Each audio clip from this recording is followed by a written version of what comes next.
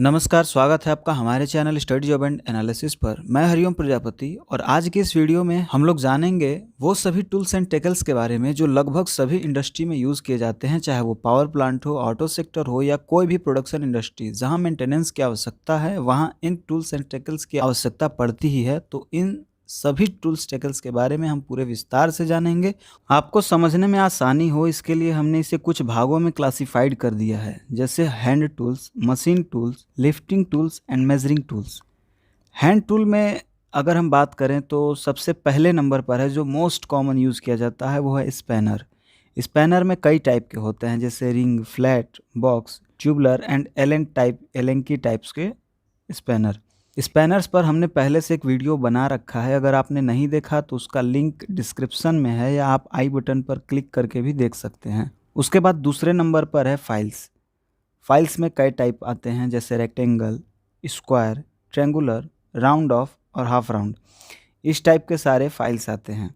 Chisel यानी छेनी, हिंदी भाषा में जिसे छेनी भी कहते हैं, ये ऑक्टागोनल भी होता है जिसके लास्ट में कटिंग एज बने होते हैं। ये भी हर साइज के आते हैं। इसकी एक फेमस कंपनी अगर आप जानते होंगे टपारिया करके है, जिसे आप लोगों ने अपने इंडस्ट्री में या जहां भी यूज करते होंगे देखा होगा। अगला है पाइप रिंच। पाइप रिंच भी एक स्पैनर का ही टाइप है। इसको हम अपने हिसाब से एडजस्ट भी कर सकते हैं। उसके बाद है प्लम्ब। इसको हिंदी में साहुल के नाम से जाना जाता है या प्लम्ब बॉब भी कहते हैं। इसका उपयोग राजमिस्त्री या बढ़ई ज़्यादातर करते हैं। इसका प्रयोग स्ट्रेट है या नहीं ये चेक करने के लिए किया जाता है। अब इसके स्थान पर आप लोगों ने देखा होगा स्पिरिट लेवल का भी प्रयोग करते हैं, लेकिन अभी भी कई जगहों पर साहुल का या प्लम्ब बॉब कह लें, प्लम्ब का उपयोग किया जाता है। उसके बाद नेक्स्ट है हैमर एंड मैलेट्स। हैमर भी कई टाइप के होते हैं। एक नॉर्मल हैमर होता है, दूसरा एक नायलॉन हैमर होता है। इसको भी कई नामों से जानते हैं, जैसे मुंगरी एक प्रकार का ये हथौड़ा ही है जो प्रायः रबड़ या लकड़ी का बना होता है। इसे गांव में या नॉर्मल हिंदी के भाषा में उसको मुंगरी कहते हैं। उसके बाद नेक्स्ट है प्लायर, जिसमें कि नोज एंड सर्कलिप प्लायर भी आते हैं। फिर उसके बाद है सिम कटर। सिम कटर से सिम काटने या पतले कोई भी ऐसे शीट्स होते हैं जिसको कि काटा जाता है, उसे सिम कटर कहते हैं। इसका भी प्रयोग ज़्यादातर क्लैडिंग शीट लगाने में या पतले शीट्स काटने में या सिम काटने में प्रयोग किया जाता है। अगले नंबर पर है हमारा टॉर्क रिंच। टॉर्क रिंच का उपयोग किसी भी तरह के नट बोल्ट को कसने और खोलने के लिए एक स्पैनर के जैसा ही उपयोग करते हैं। अगर किसी नट बोल्ट को ठीक तरह से ना कसा जाए तो पुर्जे उसके ढीले हो जाएंगे और गिर जाएंगे, और अगर किसी नट बोल्ट को ज़्यादा टाइट कर दिया जाए तो उसके थ्रेड्स खराब या फिर टूट जाएंगे और कोई बड़ी दुर्घटना भी हो सकती है।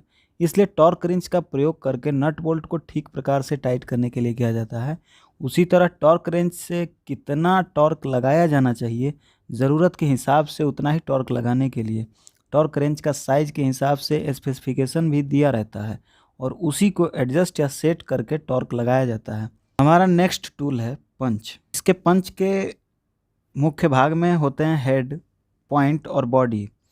पंच भी कई प्रकार के होते हैं, जैसे डॉट पंच, सेंटर पंच, प्रिक पंच, पिन पंच, ड्रिफ्ट पंच, बेल पंच, ऑटोमेटिक पंच। ज़्यादातर उपयोग हम लोग डॉट पंच का और सेंटर पंच का करते हैं। डॉट पंच की बात करें तो एक कास्ट स्टील का बना होता है। इसकी बॉडी जो होती है वो षटभुजाकार होती है। इसके पॉइंट का जो एंगल होता है वो 60 डिग्री रखा जाता है। एंगल कम होने से गहरे तथा कम व्यास के जो पॉइंट बनते हैं वो गहरे और कम डायमीटर के बनते हैं। इसका उपयोग स्थायी मार्किंग करने के लिए या विटनेस मार्क लगाने के लिए भी किया जाता है। और कभी कभी जैसे कोई हमको सर्कल बनाना हो तो उसके सेंटर का जो पॉइंट बनाते हैं उसके लिए भी इसका प्रयोग करते हैं। इसके बाद है सेंटर पंच। ये पंच डॉट पंच के साइज से थोड़ा बड़ा होता है और इसका जो पॉइंट का एंगल होता है वो 90 डिग्री रखा जाता है, जिससे ड्रिल पॉइंट आसानी से पंच द्वारा लगाए गए सेंटर में बैठ सके। इस पंच की लंबाई 100 mm तथा डायमीटर 10 mm तक का होता है। इस पंच का उपयोग होल के केंद्रों को लोकेट करने के लिए, मतलब जो होल का सेंटर है उसको लोकेट करने के लिए किया जाता है। इसका उपयोग सेंटर पॉइंट को गहरा करने के लिए भी किया जाता है। इसी तरह हैंड टूल्स में और भी हैं, जैसे screw driver, line tester, bench wise, इस तरह के। उसके बाद हम दूसरे नंबर के टूल्स की बात करेंगे जिसमें है मशीन्स टूल। मशीन्स टूल में single phase hand drill machine है, हैंड एंगल ग्राइंडिंग मशीन है। ग्राइंडिंग मशीन में भी कई पार्ट्स आते हैं जैसे AG4, AG5 और AG7। उसी तरह पाइप कटिंग मशीन है। पाइप कटिंग मशीन में ही चॉप सॉ मशीन आता है। उसके बाद एयर ब्लोअर है, वैक्यूम क्लीनर है, हॉट गन है और बेरिंग हीटर है। बेरिंग हीटर में ये एक इंडक्शन टाइप का काम करता है जिसमें बीच में बेरिंग लगा के इस पर करंट फ्लो कराते हैं। थोड़ी देर में बेरिंग हीट हो जाता है और इसमें मतलब बेरिंग जब भी मोटर पे चढ़ाना होता है तब यूज़ में लेते हैं। निकालने के लिए हीट का अलग प्रोसेस है, लगाने के लिए बेरिंग हीटर का ही प्रयोग करते हैं। उसके बाद तीसरे नंबर पर है lifting and pulling tools. Lifting and pulling tools की बात करें तो चैन ब्लॉक इसमें सबसे पहले नंबर पर आता है। चैन ब्लॉक टन में डिवाइडेड होते हैं जैसे 1 टन, 2 टन, 3 टन, 5 टन और 10 टन। इसी तरह लिफ्टिंग टूल्स में है डी सेकल जो कि 1 टन से लेकर 10 टन तक में आते हैं। आई बोल्ट हैं। आई बोल्ट भी 0.5 टन से 10 टन तक के बीच में आते हैं। ये जो 5 टन और 6 टन है ये आई बोल्ट या चैन ब्लॉक के लोड सहने की क्षमता होती है। इसका लोड टेस्ट भी कराया जाता है। किसी चीज़ को लिफ्टिंग करने के लिए पॉलिस्टर या नायलॉन का लिफ्टिंग बेल्ट्स भी यूज करते हैं। ये भी 1 टन से 10 टन के बीच में आते हैं। चैन पुलर आते हैं, पुली ब्लॉक हो गए, हाइड्रोलिक जैक हो गए, स्क्रेव जैक हो गए, कपलिंग पुलर, जैसे कपलिंग निकालने के लिए भी हम लोग पुलर का यूज़ करते हैं। वायर रोप्स हो गए जो कि 1/2 इंची और 1 इंची से लेकर 5, 10, 12, 16 इस तरह से कई इंची तक के वायर रोप्स भी आते हैं। और लिफ्टिंग एंड पुलिंग टूल्स में सीलिंग्स भी आते हैं। अब सबसे इम्पॉर्टेंट और लास्ट मेजरिंग टूल इंस्ट्रूमेंट, इसकी बात करें तो इसमें सबसे पहले नंबर पर वर्नियर कैलिपर है जो कि आजकल डिजिटल भी आते हैं।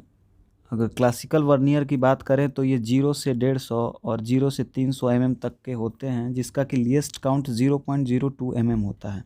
उसके बाद मेजरिंग टेप आप सभी लोगों ने देखा होगा, 3 मीटर, 5 मीटर और ज़्यादा लेंथ के भी आते हैं जैसे रिक्वायरमेंट होती है। उसके बाद है माइक्रोमीटर। माइक्रोमीटर में inside and outside micrometer screw gauge होते हैं जो कि 0 से 25 mm और 50 से 200 mm तक होते हैं। इसका लीस्ट काउंट 0.01 mm होता है। उसी तरह मेजरिंग टूल्स में डायल गेज सबसे इम्पोर्टेंट, इसका लीस्ट काउंट 0.01 mm होता है। इनसाइड एंड आउटसाइड कैलिपर, इनका भी उपयोग हम इनसाइड और आउटसाइड दोनों का मेज़र लेने के लिए करते हैं। यूटी मशीन यानी अल्ट्रासोनिक थिकनेस चेकिंग मशीन, अगर इसके बारे में नहीं जानते तो इस पर भी एक वीडियो पहले से अपलोड कर रखी है मैंने, उसका टेस्टिंग करके मैंने दिखाया है।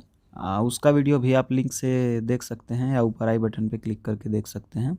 उसके बाद इंफ्रारेड टेम्परेचर गन है जो कि टेम्परेचर मेज़र करने के लिए यूज़ में लाते हैं। बेवल प्रोटेक्टर भी एक गेज है जो कि एंगल नापने के लिए काम आता है, जैसे ब्लेड वगैरह का एंगल नापना हो या ऐसा कोई भी सरफेस जिसका एंगल हमें नापना हो उसके लिए बेवल प्रोटेक्टर का यूज़ करते हैं जिसमें कि एक स्प्रिट लगा होता है, उसके थ्रू हम लोग एंगल निकालते हैं। इसी तरह कुछ और भी मेजरिंग टूल है जिनका उपयोग होता तो है लेकिन कम होता है, जैसे tachometer, multimeter, clamp meter, earth leakage tester, earth resistance checker, insulation resistance checker, pressure gauge calibrator, balance weighter, sound level meter. उम्मीद है आपको दी गई जानकारी जो कि मशीन टूल्स एंड टेकल के बारे में थी यूज़फुल लगी होगी। अगर आपको लगता है कि हमने आपको कुछ बेहतर जानकारियाँ दी हैं तो आप इस वीडियो को लाइक कर सकते हैं और हमारे चैनल पर आप पहली बार हैं तो इस चैनल को सब्सक्राइब कर दें ताकि ऐसे यूज़फुल वीडियोस की अपडेट आपको मिलती रहे। थैंक यू, मिलते हैं अगले वीडियो में।